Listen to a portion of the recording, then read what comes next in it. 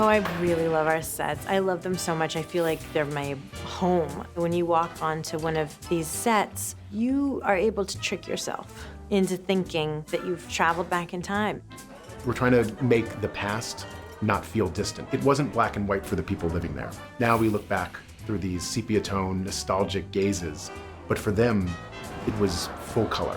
And that was really important that we try to capture that. You know, it's been incredible. Alex DiGirlando, our production designer, and his team have done incredible research to find the real sets. Prior to 1970, these plays were not recorded. So we have to do a lot of detective work to kind of dig up images where we can, but also just written descriptions of some of these sets and try to piece together what it would have been. Not just the real sets, but the real out-of-town sets. When we show Damn Yankees, we're not showing it on Broadway, we're showing the out-of-town tryouts, and he was able to find the actual sets they used.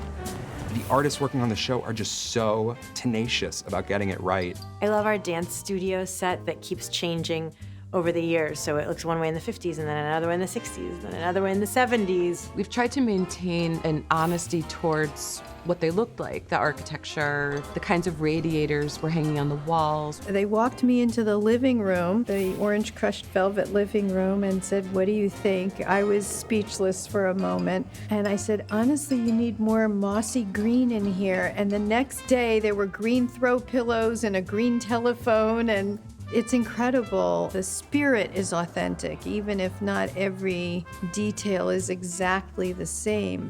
So this is Bob and Gwen's apartment. The orange crushed velvet was Bob and Gwen's addition, but all these architectural details were original to the apartment. The ornamentation over the doors, the stained glass windows. Another thing that Gwen loved was pattern and a lot of animal prints. So as you can see, we've got a lot of animal prints around. Well, where have you been? The Fosseys actually liked to cook, and we have a lot of scenes in this kitchen at this tiny little table. One of the things I love about this kitchen is all of the vintage glassware and dishware and accessories in here. It's so much fun to find this stuff and buy it. It was just a great opportunity to decorate. Let's eat.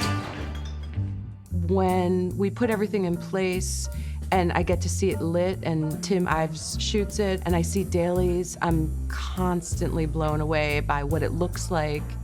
Tim Ives is a genius, and every frame on this show is its own work of art. We have many scenes that we're shooting that are from the 50s and 60s and 70s that you would see period lights in. And we researched those lights and the equipment used at the time, especially in Bob's films. So if you saw behind the scenes footage of it back then, you would see the same kind of lights and equipment that we've been able to source out and bring. Tim is such a badass cinematographer and such a nice person. It's sort of unimaginable that the two go together. He's incredible. The tone of the show is lush.